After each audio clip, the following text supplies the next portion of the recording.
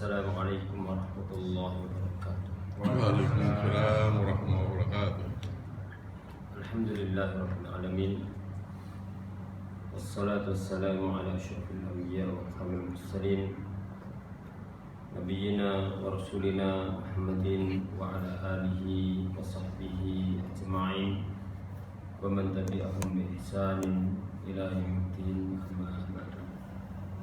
Ma'asyiral muslimin, para jemaah sekalian, rahimani wa rahimakumullah. Puji syukur kehadirat Allah Subhanahu wa taala atas segala nikmat yang Allah berikan kepada kita. Allah berikan kepada kita nikmat Islam, nikmat agama Islam yang ini tidak Allah berikan kepada setiap manusia. Allah berikan kepada kita nikmat kesehatan sehingga kita dapat menjalankan ibadah, dan tidak kalah penting adalah nikmat adanya tempat ibadah bagi orang yang beriman, sehingga hati cenderung kepadanya untuk belajar agama, untuk menjalankan ibadah. Dan baginda Nabi Sallallahu Alaihi Wasallam bersabda, al-masjidu baitu kulli mu'minin. Masjid adalah rumah setiap orang yang beriman. Dalam hadis yang lainnya, baginda Nabi Sallallahu Alaihi Wasallam bersabda, al-masjidu baitu kulli taqiyyin. Masjid adalah rumah setiap orang yang bertakwa. Artinya, di antara tanda keimanan seorang hamba, di antara tanda ketakwaan seorang hamba adalah hatinya terikat dengan masjid. Ada majelis ilmu, hatinya cenderung untuk mendengarkan ayat-ayat Allah, hadis Nabi Sallallahu Alaihi Wasallam. Ada panggilan azan, hati tergerak untuk mendatanginya. Maka ini tanda-tanda kebaikan. Ya, semoga kita masuk dalam hadis Nabi Sallallahu Alaihi Wasallam yang beliau sabdakan, 7 golongan yang akan mendapatkan naungan di hari yang tidak ada naungan kecuali naungannya. Salah satunya adalah rajulun qalbuhu mu'allaqun bil masajid, seorang yang hatinya terikat dengan masjid, hatinya bergantung dengan masjid. Dan perlu kita ketahui bahwa seorang ketika menjalankan ibadah yang di situ ada proses perjalanan, maka yang dinilai tidak hanya perjalanan menuju tempatnya, bukan hanya saat ibadahnya, tapi berangkatnya merupakan ibadah, saat menjalankan ibadah merupakan ibadah tersendiri, bahkan pulangnya dinilai ibadah. Baginda Nabi Sallallahu Alaihi Wasallam bersabda bahwasanya pulang daripada ghuswah qaflatun ka ghuswatin, kata beliau, bahwasanya pulang dari jihad di jalan Allah dihitung sebagai jihad di jalan Allah. Pulang dari peperangan dalam syariat Islam adalah seperti seorang dalam peperangan itu sendiri. Maka hendaknya kita hadirkan dalam hati kita ketika ingin beramal, ini adalah proses ibadah yang dinilai ibadah karena sarana mengambil tujuan. Ketika ibadah kita rasakan kita sedang beribadah, bahkan ketika pulang pun kita rasakan bahwasanya pulangnya pun dinilai ibadah si Allah Subhanahu wa taala. Semoga Allah mencatat amal ibadah bagi semua aktivitas yang kita kerjakan. Allahumma amin. Dan semoga Allah mengampuni segala kekurangan dan dosa kita semua. Ma'asyiral muslimin rahimakumullah, kita akan melanjutkan pembahasan kita dalam mengkaji kitab Thalathatul Usul, yaitu 3 landasan utama yang membicarakan tentang ma'rifatullah, mengenal Allah, yaitu mengenal sesembahan kita. Kemudian ma'rifatun Nabi Sallallahu Alaihi Wasallam, yaitu mengenal sosok yang mengajarkan agama kepada kita. Dan ma'rifatul dinil Islam, yaitu mengenal cara ibadah kepada Allah Subhanahu wa taala. Dan kita masih dalam pembahasan ma'rifatul dinil Islam, mengenal agama Islam yang kaitannya dengan macam-macam ibadah. Kita sudah membahas tentang mana ibadah itu sendiri dan doa dengan dua maknanya. Ada doaul masalah, ada doa ibadah. Doa masalah adalah doa kepada Allah dengan lisan-lisan kita. Doa ibadah adalah ibadah itu sendiri. Kemudian kita sudah bahas tentang al-khauf, yaitu rasa takut. Al-khauf merupakan ibadah. Dan khauf yang merupakan ibadah ada yang mengandung ada ketundukan, ada khudu' wa tadhallul, ada ketundukan yang Allah Subhanahu wa ta'ala larang takut kepada selainnya. Fala takhafuhum wa khafuni in kuntum mu'minin. Jangan takut kepada mereka, takutlah kepadaku, kata Allah, jika kalian adalah orang-orang yang beriman. Allah menyebutkan bahwanya syarat orang beriman adalah takutnya kepada Allah dan tidak takut kepada selainnya. Maka ini adalah ibadah mulia. Karena seorang hamba dengan takut kepada Allah, dia akan berusaha menjalankan perintahnya. Takut kalau meninggalkan larangannya. Takut apabila meninggalkan perintahnya.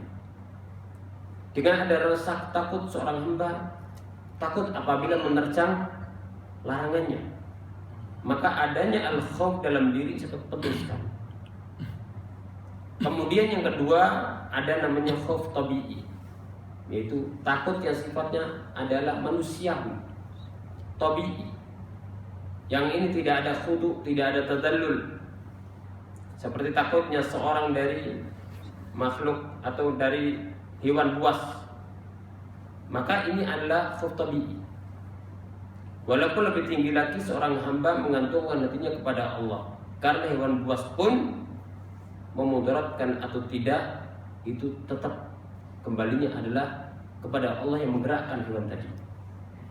Akan tapi seorang adanya takut dari hewan buas tidak mengapa, namanya khauf tabi'i. Khauf tabi'i, dan itu adalah yang sifatnya manusia. Nabi Musa pun takut ketika diancam oleh Fir'aun. Maka ini khauf tabi'i, sehingga lari. Berarti khauf tabi'i.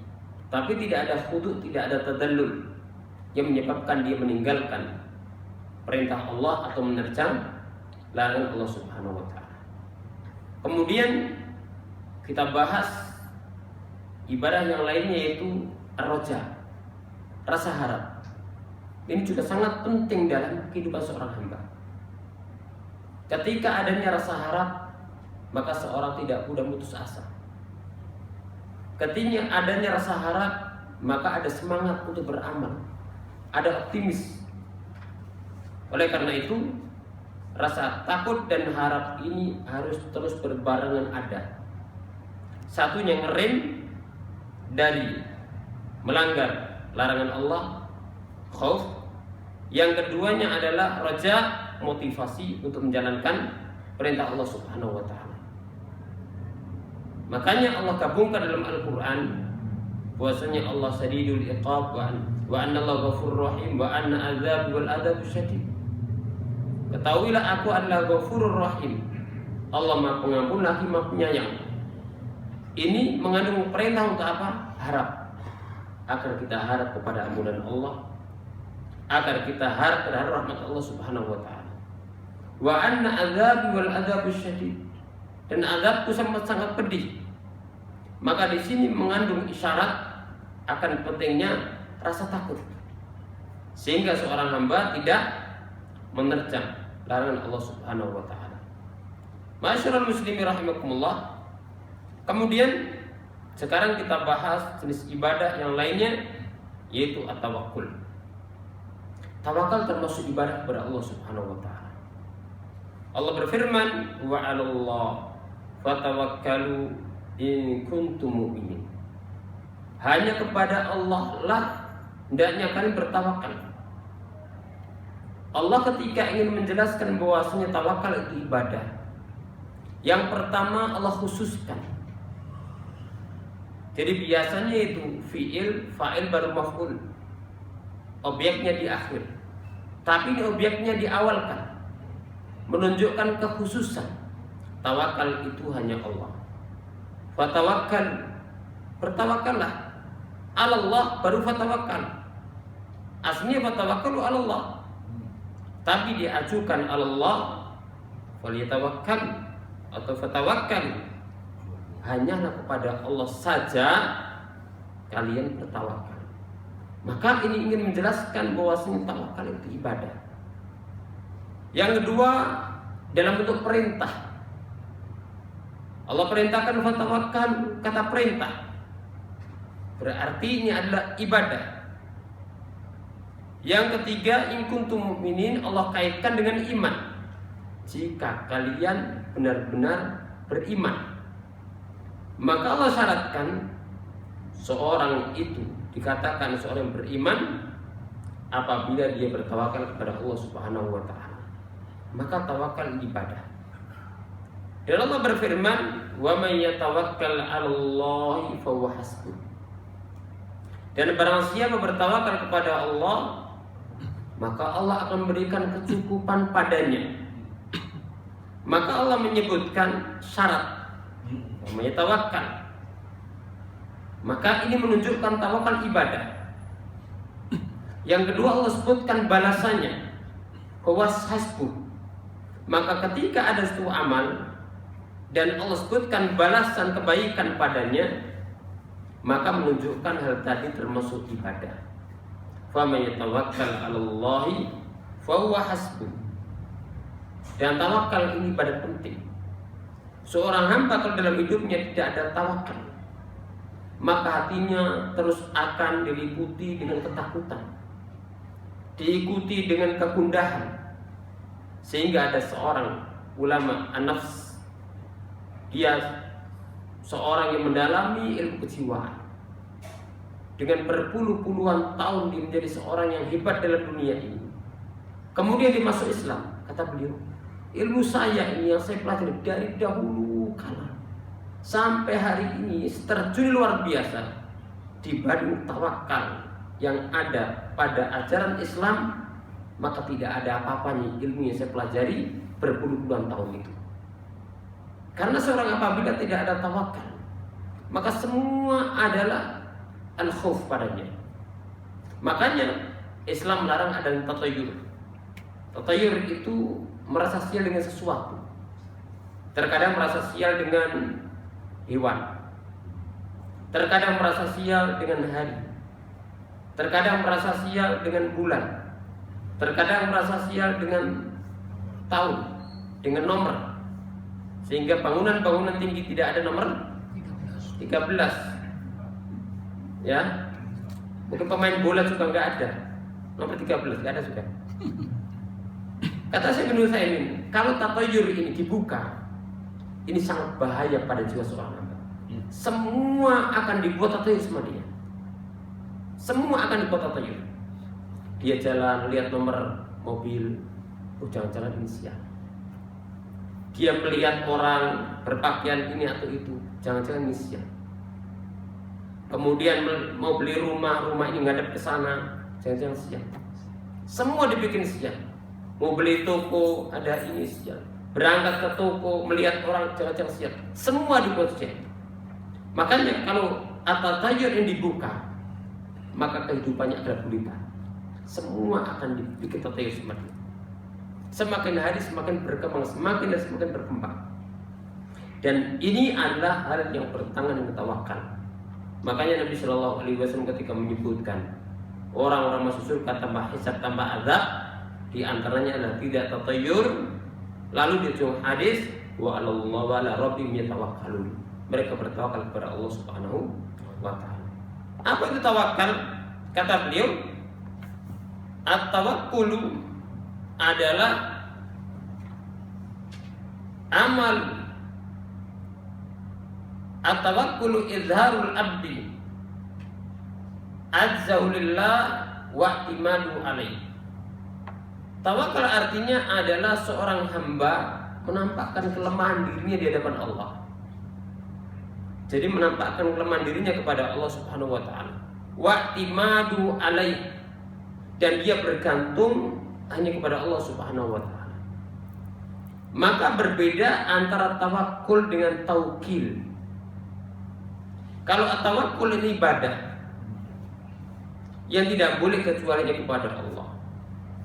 Adapun taukil itu mewakilkan.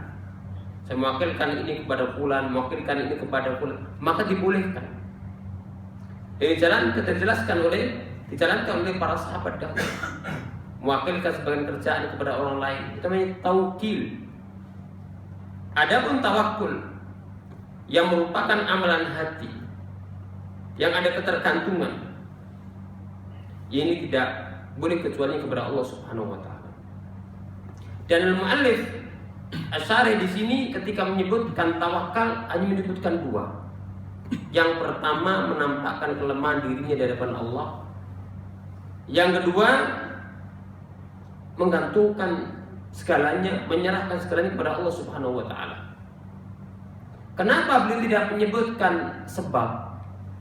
Kata beliau, karena sebab itu termasuk syarat dalam tawakal. Maka tidak perlu disebutkan dalam definisi. Contoh kata beliau, seperti definisi sholat. Sholat adalah aqwalun wa af'alun muftatahatun bitakbir muftatahatun bitaslim. Sholat adalah ucapan-ucapan, perbuatan-perbuatan yang diawali dengan takbiratul ihram, yang ditutup dengan salam. Itu definisi sholat. Dan itu diambil dari berbagai macam hadis Nabi Sallallahu Alaihi Wasallam. Di antaranya adalah hadis Nabi Sallallahu Alaihi Wasallam, miftahus sholati tahur, wa tahrim wa takbir, wa tahlil wa taslim. Kunci sholat adalah taharah. Dan pembukanya adalah, yang mengharamkan adalah takbir. Artinya kalau ada takbiratul ihram yang sebelumnya halal menjadi haram. Sebelumnya boleh bicara, ketika tabligh tidak boleh bicara. Sebelumnya boleh minum, boleh makan. Ketika takbiratul tidak boleh makan, tidak boleh minum. Namanya tahrim wa takbir, yang mengharamkan takbir. Wa tahlil wa taslim, yang menghalalkan adalah salam. Ketika setelah dia salam, maka boleh dia mengerjakan yang sebelumnya diharamkan saat ibadah sholat. Kata beliau, berkaitan dengan definisi sholat ini tidak disebutkan toharoh. Kenapa? Karena toharoh itu termasuk syarat. Syarat itu di luar. Dan memang dalam ilmu usul itu bedanya syarat dengan rukun. Kalau syarat itu sebelum, kalau rukun itu di dalam. Takbiratul ihram berarti dia rukun, bukan syarat. Membaca surat Al-Fatihah dalam salat adalah rukun, bukan syarat. Tapi toharoh dia adalah syarat karena sebelum sesuatu. Perbedaan yang lainnya, kalau rukun itu selesai dilakukan, pindah pada rukun yang lainnya. Takbiratul ihram selesai, pindah kepada takbiratul ihram, bisa surat Al-Fatihah rukun berikutnya. Selesai, pindah nanti ruku, pindah nanti sujud. Tapi kalau syarat ini harus senantiasa mengiringi ibadah dari awal sampai akhir. Toharoh, ketika mau sholat harus toharoh. Ketika dalam proses sholat sampai akhir harus ada toharoh. Tapi dalam definisi toharoh tidak dimasukkan dalam sholat. Kenapa? Karena itu syarat. Sama juga dalam masalah tawakal ini, kata beliau, bahwasanya menjalankan sebab itu adalah bagian daripada syarat, sehingga tidak dimasukkan dalam definisi. Sehingga kesimpulannya tawakal adalah bergantung kepada Allah Subhanahu wa taala. Dengan merendahkan diri di hadapan Allah, dia percaya dengan janji Allah dan menjalankan sebab yang diberikan syariat. Nah, sebab yang diberikan syariat itu ada dua. Yang tidak boleh seorang kemudian mencari sebab yang ketiga. Yang pertama adalah sebab yang syar'i. Sebab yang syar'i adalah sebab yang disebutkan secara syariat. Ada nasnya, ada dalilnya. Yang kedua adalah qadari, yaitu kauni, yaitu bisa dibuktikan secara ilmiah. Bisa dibuktikan secara ilmiah atau tajribah ilmiah, uji coba yang pasti secara ilmiah.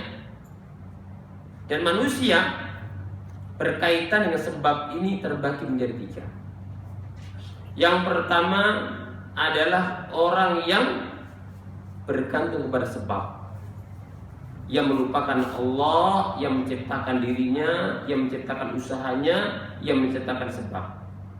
Maka jatuhnya adalah pada syirik besar. Apabila dia bergantung kepada sebab, lupa pada Allah yang menciptakan sebab. Yang kedua adalah dia bergantung kepada Allah Subhanahu wa ta'ala. Dialah yang menciptakan, dia memberikan hasil. Allah yang mendatangkan manfaat dan mudarat, tapi dia bergantung kepada sebab yang tidak dibolehkan syariat. Kapan sebab tidak dibolehkan syariat? Yang pertama adalah yang bertentangan dengan nas. Yang kedua adalah yang tidak teruji secara ilmiah. Oleh karena itu, seorang hamba diperintahkan menjalankan sebab, tidak boleh keluar daripada 2 hal tadi. Dalam dunia pengobatan contohnya, itu banyak pelanggaran dalam masalah ini. Seperti yang dulu terkenal, seperti batu yang terkenal sampai puter-puter rebutan dulu. Itu kalau dilihat dari syar'i, nggak ada dalilnya kan? Gimana dalilnya baru muncul kemarin? Nasnya sudah putus pada zaman Nabi Shallallahu Alaihi Wasallam turunnya, nggak turun lagi. Yang kedua, kalau diuji secara ilmiah, masukkan lab, teruji apa tidak? Teruji, makanya berhenti. Cuman awal-awal tok, setelah itu buyar. Padahal sudah banyak jadi korban. Nah, ini berarti melanggar dari 2 sisi. Sebab yang syar'i, sebab qadari. Adapun yang ketiga adalah seorang yang beriman, yang bertauhid, seorang hamba bergantungnya kepada Allah, bertawakal kepada Allah, dan dalam menjalankan sebab, maka sebabnya tidak keluar dari 2 tadi, sebab syar'i dan sebab qadari atau kauni. Maka itu yang dibolehkan syariat. Ini menunjukkan Islam itu ilmiah. Makanya nggak boleh tatayur. Tatayur itu kenapa dilarang? Pertama banyak nasnya. Itu bergantung kepada sesuatu yang tidak ada hakikatnya. Coba orang takut sama hari, apa kaitannya? Pada hari itu sebagaimana ada orang yang dia mungkin diuji, ada juga orang yang sukses. Seorang membangun usaha pakai cari hari, datang ke fulan dan si fulan, carikan hari, dihitungkan gini. Ya, kemudian ini kebetulan mau dia sukses hasilnya. Apakah orang pada hari itu kemudian seperti dia? Ada juga sengsara. Banyak orang yang tidak sukses. Kemudian apakah kemudian ketika dia sukses, hari lagi kemudian dia sukses terus? Tidak. Karena dunia usaha, dunia perdagangan contohnya adalah senantiasa ada untung rugi. Spekulasi. Tapi seorang dengan usahanya, dengan pengalamannya, dengan minta tolong kepada Allah Subhanahu wa ta'ala, berbaik di hati, maka yang jelas dari sebabnya syar'i. Tapi tidak boleh bergantung kepada seperti tatayur. Dan dunia hitam, dunia perdukunan kebanyakannya adalah tidak lepas daripada menjalankan sebab imma yang tidak ada syar'i dan tidak ada cara qadari. Tidak ada secara qadari. Itu adalah bergantung kepada sesuatu yang tidak ada hakikatnya. Ma'asyiral muslimin rahimakumullah. Kemudian para menyebutkan bahwasanya seorang yang bertawakal itu, walaupun dia menjadi sebab, tapi ketika selesai tidak boleh menoleh kepada sebabnya. Tapi kepada siapa? Hatinya bergantung kepada Allah. Dapat hasil baik, alhamdulillah, Allah yang memberikan hasil. Tidak seperti Qarun, Fir'aun Innama utitu ala ilmin indi. Aku dapat ini semua karena ilmu yang aku berikan. Aku hebat dalam ilmu. Itu kita lupakan. Jadi tidak noleh kepada sebab, kecuali untuk sekedar mengambil ibrah, pelajaran, supaya cara yang baik ini bisa diteruskan. Tapi tetap ketergantungan bukan kepada sebab, tapi kepada Allah Subhanahu wa Ta'ala. Karena sehebat apapun seorang tanpa pertolongan Allah, justru usahanya itu akan meruntuhkan usahanya. Walau lam yakun minallahi aunul fata fa awwal ma yaqdi al-istihad. Kata seorang penyair, kalau seandainya tidak ada pertolongan bagi seorang, justru usahanya itu meruntuhkan dia. Apakah itu ada? Ada. Ketika orang berjuang usaha ternyata itu meruntuhkan dia. Dalam dunia perdagangan, usaha ternyata justru bukan menyebabkan unta rugi. Makanya tawakal kepada Allah Subhanahu wa Ta'ala, bergantung kepada Allah yang penting. Sehingga ketika dapatnya baik, kita bersyukur kepada Allah. Allah yang berikan, hada min fadli Rabbi. Ini adalah karunia Allah. Dan ketika ternyata hasilnya tidak sesuai yang diharapkan, maka disadari ini adalah ujian. Ini adalah ujian dari Allah Subhanahu wa Ta'ala. Yang hendaknya sangat diberikan. Aku berusaha untuk sabar. Qaddarallahu ma syafa'al. Takdir. Dan seorang berkaitan dengan musibah diperintahkan apa? Berujar dengan takdir, dan itu memberikan ketenangan. Qaddarallahu ma syafa'al. Allah menentukan semua. Makanya yajuzul ihtijaj bil qadari fil masa'ib wa la yajuzul ihtijaj bil qadari fil ma'ayib. Boleh berdalil dengan takdir dalam masalah musibah, tapi tidak boleh berdalil dengan takdir dalam masalah maksiat. Kenapa enggak boleh berdalil dengan takdir dalam masalah maksiat? Oh, takdir. Karena orang bermaksiat itu dengan keinginan dia. Dengan apa? Kesadaran dia. Dia ada niat untuk berbuat. Ada kesadaran. Apakah seorang ketika jatuh dalam musibah dia ingin? Tidak. Dia berusaha menghindar, tapi jatuh. Ingin tidak rugi, tapi jatuh. Makanya seorang apa? Ketika ada mendapat sesuatu tidak seperti harapkan, apa yang diucapkan? Qaddarallahu ma syaa fa'al. Dan itu memberikan ketenteraman dalam hati. Tapi seorang kalau dalam masalah dosa dia berujar dengan takdir, maka orang ini terus-menerus ingin berbuat dosa. Maka obatnya adalah orang seperti ditonjok saja. Pasti dia mengatakan, kenapa dia ditonjok? Kita jawab seperti akidahnya dia takdir, kan? Akhirnya dia baru sadar, oh iya, gitu ya. Orang bermaksiat kok ngomong takdir. Makanya sahabat Umar dulu kan, ketika mencuri, kemudian mau dihukum, kenapa nyuri? Takdir. Saya akan potong tanganmu dengan takdir Allah. Masyaallah muslimin rahmatullah. Kemudian yang berikutnya adalah yaitu ibadah yang namanya ar-raghbah war-rahbah wal khusyuk. Ar-raghbah ini mirip dengan roja'ah, tapi ini lebih khusus. Jadi ada raghbah, ada roja, ada raghbah. Raghbah, ada rahbah. Raghbah dan rahbah. Raghbah itu khauf. Ini sama dengan takut, tapi lebih khusus. Lebih khusus lagi adalah yaitu khudu, ada ketundukan. Takut yang ketundukan. Lebih khusus lagi adalah khasyah. Jadi semua itu adalah macam-macam ibadah. Yang mencakup semua adalah khauf, namanya takut. Apabila dibarengi dengan yaitu perbuatan, namanya rohbah. Kalau dibarengi dengan dudukan, namanya khudu. Kalau dibarengi dengan ilmu, artinya yang menjadikan dia takut adalah karena ilmu dia, namanya khasyah. Tapi semua itu adalah masuk dalam kategori yaitu rasa takut. Dan tiga ibadah tadi, raghbah wa rahbah khusyuk, masukkan dalam firman Allah, innahum kanu yusari'una fil khairat wa yad'unana raghaban wa rahaba wa kanu lana khashi'in. Sesungguhnya mereka, ini pujian, kanu yusari'una fil khairat, mereka berlomba-lomba dalam kebaikan, berlomba-lomba dalam ketaatan, berlomba-lomba dalam amal saleh. Dan ini ciri orang-orang yang masuk ke tanpa hisab tanpa amal.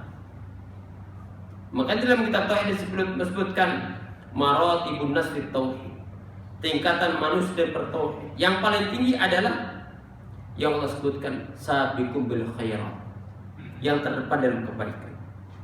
Tsumma awrasnal kitab alladziina astafaina min ibadina, kemudian kami wariskan kitab kepada para hamba kami, sebagian mereka ada zalim li nafsi, ada zalim dirinya sendiri, kewajiban ada ditinggal, larangan diterjang. Yang kedua muktasid, yang wajib dia jalankan, yang haram dia jauh, tapi yang sunnah dia tidak peduli, yang makruh dia tidak peduli. Ini pertengahan. Yang ketiga dan yang paling mulia adalah sabiqum bil khairat, yaitu terdepan dalam kebaikan. Maka ini pujian Allah Subhanahu wa taala, belum benar-benar kebaikan. Sabiqum bil khairat, innahum kanu yusari'una fil khairat wa yad'unana raghaban wa rahaba. Mereka beribadah kepada kami dengan rasa raghaban, yaitu berharap apa yang ada di sisi Allah, berharap pahalanya, berharap surganya, wa rahaban, dan khauf, rasa takut dari azabnya, wa kanu lana khashi'in, dan mereka takut kepada kami, kata Allah. Maka Allah menyebutkan 3 ibadah. Yang pertama rohbah, rasa harap. Yang kedua rasa cemas. Yang ketiga rasa takut dengan ketundukan kepada Allah. Maka ini memberikan faedah kepada kita ketika doa dan ketika ibadah harus dibarengi dengan rasa harap, harus dibarengi dengan rasa takut, cemas, berharap diterima, berharap pahala, cemas terhadap ancaman Allah, dan harus dibarengi dengan ketundukan. Wa kanu lana khashi'in, dan mereka khusyuk, tunduk, patuh kepada kami, kata Allah. Maka ini 3 untuk ibadah. Karena ini ibadah, maka harus ditujukan kepada Allah Subhanahu wa ta'ala. Kemudian masyarul muslimin rahimakumullah, al-ibadatu at-thaminah, ibadah yang lainnya itu al-khasyah. Al-khasyah ini mirip dengan khauf, mirip dengan khusyuk, mirip dengan rahbah, akan tapi lebih khusus. Sehingga yang Allah sifati dengan khasyah ini adalah orang-orang yang berilmu. Allah Subhanahu wa taala berfirman, innama yakhsyallaha min ibadil ulama.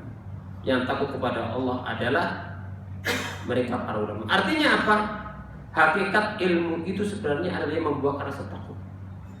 Kalau sudah banyak wawasan tapi tidak rasa takut, tidak takut ketika meninggalkan perintah, tidak takut menerjang larangan, maka bukan ilmu yang diharapkan oleh Allah Subhanahu wa taala.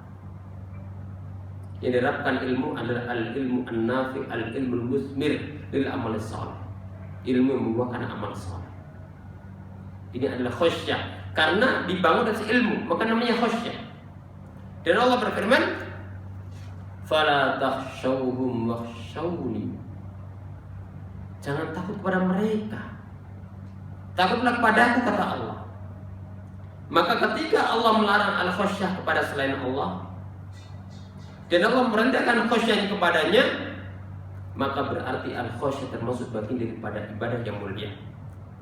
Arti daripada khasyah adalah firarul qalbi ilallah dhu'ran wa faz'an mal ilmi bi wa bi amri, yaitu larinya hati kepada Allah dengan dasar takut dan cemas yang diiringi dengan ilmu tentang Allah dan ilmu terhadap perintahnya.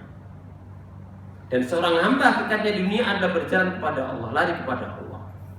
Dia lari dari kekufuran menuju keimanan, lari dari kesyirikan menuju tauhid, lari dari perkara yang tidak ada dasarnya menuju tuntunan Nabi SAW, lari dari muamalah yang tidak baik menuju muamalah yang baik di sini kan Allah Subhanahu wa taala. Fafirru ilallah inni lakum minhu nadhir mubin. Larilah kalian kepada Allah.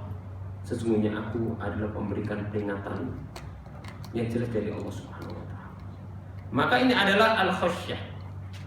Kemudian al-ibadah tasyi'ah al-inabah.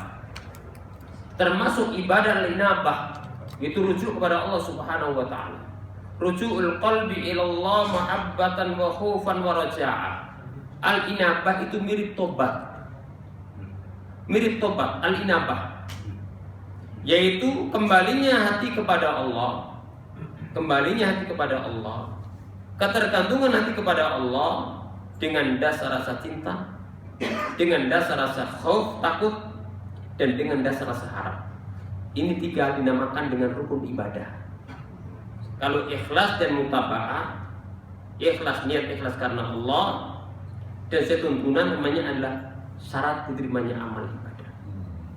Sedangkan al-mahabbah wa al-khauf wa raja ini dikenal dengan arkan ibadah. Dan tiga hal ini dibutuhkan selalu dalam ibadah. Ketika seorang cinta kepada Allah dan cinta pada ajarannya, maka hati tergerak untuk ibadah kepada Allah dan menjalankan perintahnya. Ketika seorang takut kepada Allah, takut dari hukumannya, maka seorang akan berhenti dari melanggar aturan Allah. Ketika seorang dalam hidupnya ada rasa harap kepada Allah, maka akan menghilangkan putus asa. Makanya ada nukilan dari para salaf dahulu, mereka mengatakan man abadallah bil mahabbati wahdahu wa zindiq. Barang siapa yang ibadah kepada Allah dengan dasar rasa cinta saja, nggak takut, nggak harap, pokoknya cinta tok pada Allah, maka ini adalah zindiq. Katanya nggak berharap surga, nggak takut neraka, nggak berharap rahmat Allah. Alasannya kalau ibadah itu berharap berarti nggak ikhlas. Padahal yang dinamakan ikhlas itu justru berharap kepada Allah. Tapi kalau berharapnya kepada selain Allah, na'am bertengah dengan ikhlas. Ini yang pertama. Wa man abadallah bil khaufi wahdah fa huwa haruri. Siapa ibadah kepada Allah hanya modal rasa takut saja, ini adalah khawarij. Sehingga dia mengkafirkan pelaku dosa besar. Selama seorang melakukan dosa besar, maka sama dengan orang tidak punya iman, dikekal neraka. Karena al-khaufnya mengalahkan rasa harapnya. Ghalla bajadul khauf. Sehingga mempraktekkan kepada manusia yang lainnya. Maka ini menyebabkan seorang putus asa ketika jatuh dalam suatu dosa. Dan manusia di dunia karena jatuh. Wa man amanu birraja'i wahdahu wa murji. Siapa yang beribadah dengan rasa harap saja, dia seorang murji'ah. Murji'ah itu mengeluarkan amal dari iman. Mereka berkeyakinan iman hanya tasdik, membenarkan saja. Iman tidak bertambah, tidak berkurang. Imannya orang mukmin yang paling rendah seperti imannya orang paling tinggi imannya. Maka ini adalah merusak. Ini merusak akidah seorang hamba. Orang seperti tidak akan dia tertarik untuk beramal. Ketika ditunjuk syariat Allah Subhanahu wa taala, dia mengatakan yang penting kan hatinya. Tasdik tadi, tidak peduli dengan perintah, tidak peduli dengan suatu larangan. Yang penting kan hatinya. Padahal iman tidak hanya dalam hati. Naam, keyakinan dalam hati, tapi diiringi dengan perbuatan dan ucapan. Maka dalam amal-amal itu ada imal hati. Inabah ini adalah pusatnya hati. Rasa haya, malu dari berbuat dosa muncul dari hati. Tawakal pusatnya adalah hati. Rasa takut adalah hati. Rasa khauf hati. mahabbah hati, roja hati. Tapi ini hati, ada amal perbuatan, dan ada amalan berupa ucapan, baca Quran, zikir dan seterusnya. Ini adalah ucapan. Kemudian lanjutan, wa man abadallaha bil mahabbati wal khaufi war raja'i fa huwa mu'min muwahhid. Barang siapa beribadah kepada Allah dengan rasa cinta, dengan dasar rasa khauf, rasa takut dan rasa harap, maka ini adalah seorang mukmin yang berdoa. Maka tiga tadi dikenal dengan apa? Rukun ibadah. Rukun ibadah. Dengan rasa cinta kepada Allah dan tuntunannya, dia akan semangat, tergerak hati untuk beramal. Dengan rasa takut, dia akan ngerim dari larangannya. Dengan rasa harap, dia akan semangat untuk berbuat baik. Masyaallah muslimin rahimakumullah. Ini dapat kita bahas, mudah-mudahan jadi bermanfaat. Insyaallah berikutnya kita masuk pada ibadah yang namanya al-isti'anah. Aku qouli hada subhanaka wa bihamdik asyhadu an la ilaha illa anta astaghfiruka wa atubu ilaik. Assalamualaikum warahmatullahi wabarakatuh. Tanya. Enggak ada. Monggo. Artinya orang bunuh diri itu takdir apa bukan? Seorang yang bunuh diri dari satu sisi itu namanya takdir kauni. Takdir kauni kan terjadi, Ya. tapi itu tidak takdir syar'i, tidak takdir yang diinginkan diharapkan oleh Allah Subhanahu wa Ta'ala. Apa bedanya? Takdir kauni sifatnya umum, yang baik, yang buruk itu tidak lepas daripada takdir Allah. Akan tetapi kalau perbuatan buruk ini dilarang oleh Allah, loh kok ada suatu yang dilarang tapi kok ditakdirkan? Dalam kehidupan dunia pun terjadi. Obat itu pahit ya, pahit tapi suruh minum. Kenapa? Ada hikmah di balik itu. Allah ciptakan iblis karena ada hikmahnya Allah kehendaki. Allah ciptakan ada mukmin, ada kafir. Ada hikmah besar yang Allah kehendaki. Liyamizal khabith minat thayyib, untuk milah-milih mana yang baik, mana yang buruk. Ini berhak mendapatkan kebaikan, mendapatkan keburukan. Maka dilarang. Bunuh diri termasuk dosa di antara dosa-dosa yang ketika seorang itu mati terus dia hukumannya ada, terus dia bunuh diri. Kalau dia nusuk berselamanya, dia nusuk. Kalau dia menjatuhkan dari atas ada, terus dia menjatuhkan terus hukuman. Maka ini ada termasuk bagian kauni, bukan syar'i, sehingga tidak dibolehkan. Kenapa tidak dibolehkan? Tidak kita katakan boleh berdalil dengan takdir, karena ini masih maksiat. Dan seorang ketika bermaksiat ada kehendak apa tidak dia? Sadar nggak dia? Sadar. Ada keinginan dia, cari tali, cari senjata, berarti sadar. Dan ini mengingatkan kita bahwasanya manusia itu diberikan oleh kehendak. Ya. Ada kehendak apa tidak? Ada kehendak. Ada kehendak. Maka dibedakan antara ketika seorang berbuat baik dengan ketika berbuat buruk.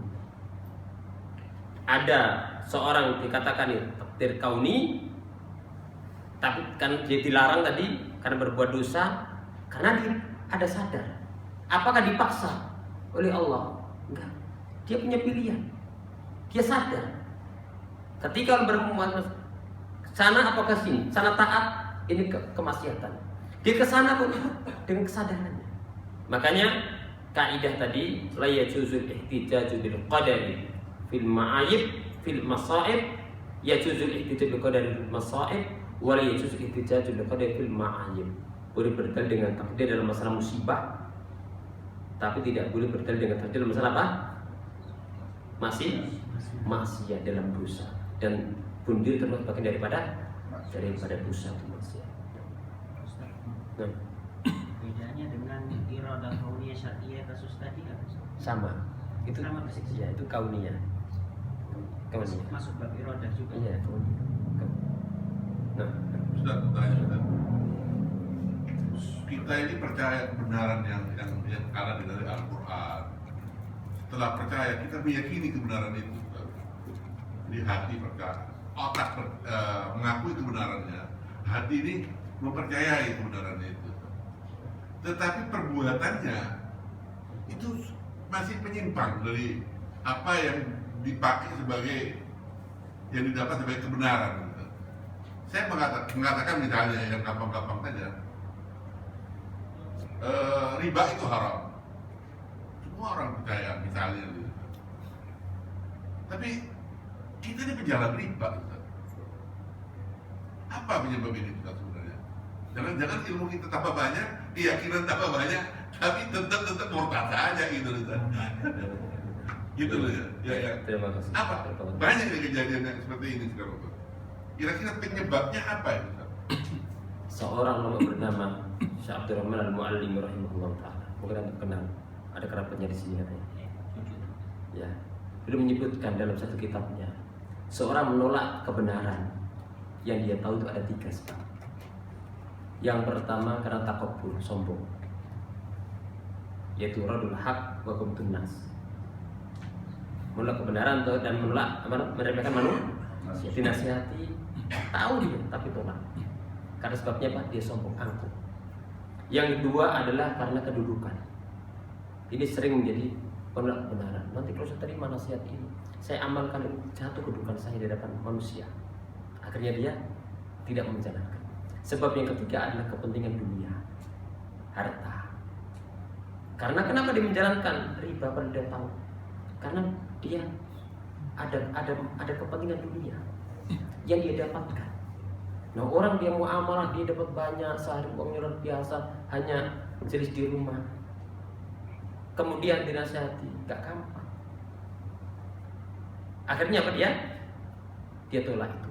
Maka bisa jadi ada sebab pertama, yang kedua, atau yang ketiga. Tapi pondasi yang awal adalah al-kibr tadi. Karena Rasul ketika memberikan dari kibr itu batul haq wa ghamtun nas, meremehkan manusia dan menolak kebenaran. Maka bagian daripada yang pertama. Ya. Jadi itu sebab utamanya adalah di situ. Tapi seorang ketika dia tahu ilmunya, dia yakini kebenaran, dia percaya 100%. Tapi dia karena dikalahkan hawa nafsunya, ini jatuhnya pada dosa besar. Karena contoh riba ada termasuk kabir pada dulu. Berbeda dengan seorang ketika justru dia tahu ini ayat Allah, hadis Rasulullah, dia tolak. Dikatakan, halal ini. Maka tidak hanya dosa besar, tapi itu adalah kufur. Kufur, ini adalah kekufuran. Karena dia menghalalkan ya Allah. Jadi tingkatan, tapi dua-duanya ketika Islam membedakan antara kabirah sama, ini bukan berarti meremehkan yang kabirah, bukan. Ada kabirah sama saghirah, bukan berarti meremehkan saghirah. Saghirah ini bahaya, tapi das lagi adalah kabirah. Kabirah sebenarnya adalah bahaya, lebih bahaya lagi adalah apa? Yaitu yang masuk dalam kufur besar tadi. Karena dia menghalalkan sampai apa? Bisa mengeluarkan dari Islam. Nauzubillah. Ini dapat kita bahas, mudah-mudahan bermanfaat. Assalamualaikum warahmatullahi wabarakatuh.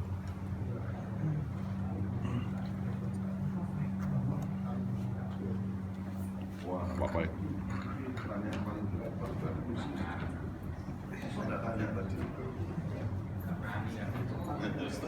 Habib Ahmad.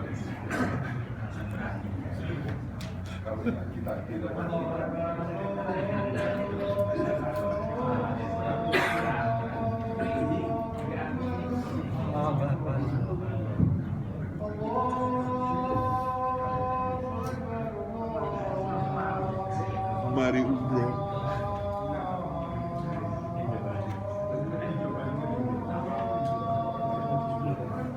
Ustadz Gestrek.